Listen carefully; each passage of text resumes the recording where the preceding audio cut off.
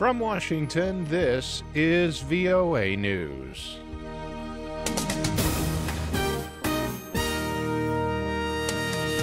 I'm David Byrd reporting thousands of scientists and their supporters worldwide attend the March for Science. Here in Washington, the event featured speakers and several large teach-in tents on the National Mall. That's where scientists, educators, and leaders from a variety of disciplines discuss their work. Scientist Bill Nye told the crowd that many modern services we take for granted came from dedicated scientific research. Each is a product of scientific discoveries, diligent research, and thoughtful engineering. These vital services are connected to policy issues, which can only be addressed competently by understanding the natural laws in play. In Berlin, organizers said about 10,000 people marched toward the Brandenburg Gate, holding up placards that read "Facts, not feelings," and "We love experts, those with evidence." In London, demonstrators marched from the Science Museum to Parliament Square in Westminster, holding placards supporting science. Organizers of the international event, which coincides with Earth Day, say it is the first step in a global movement to acknowledge and defend the vital role that science plays in everyday life.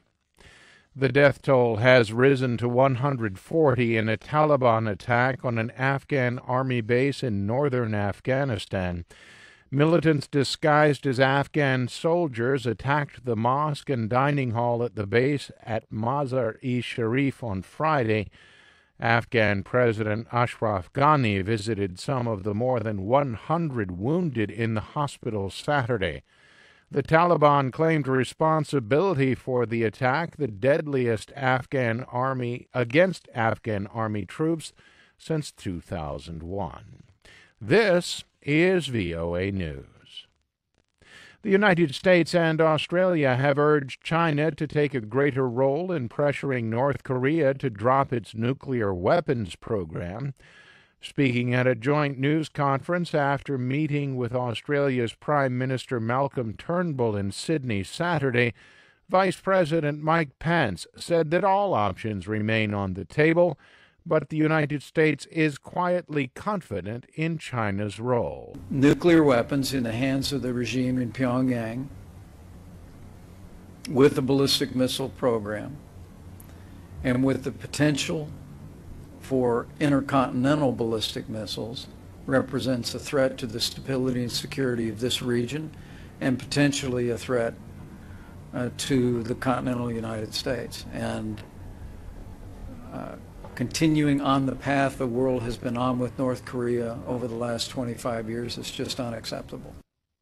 Prime Minister Turnbull said that China can use its economic leverage to force Pyongyang into complying. It is self-evident that China has the opportunity, and we say the responsibility, to bring pressure to bear on North Korea to stop this reckless and dangerous trajectory upon which they are embarked.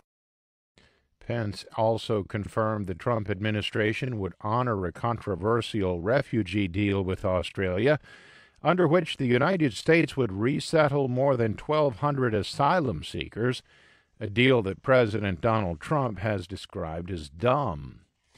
French expatriates in the United States are voting for the country's presidential election. In New York, Asatou Gadissar was one voter at a polling place casting her ballot.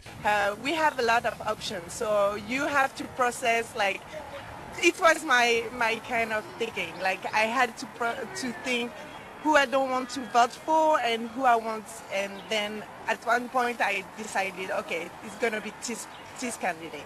11 contenders are vying for the Élysée Palace this year. The top 2 vote-getters will qualify for a runoff scheduled for May 7th. The polls in France open Sunday morning.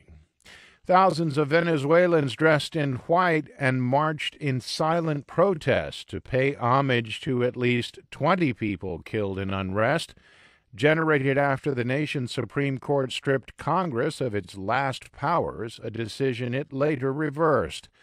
Walking with black bands tied around their arms and carrying signs denouncing President Nicolas Maduro, protesters in Caracas headed to the Venezuelan Episcopal Conference and prayed for those killed.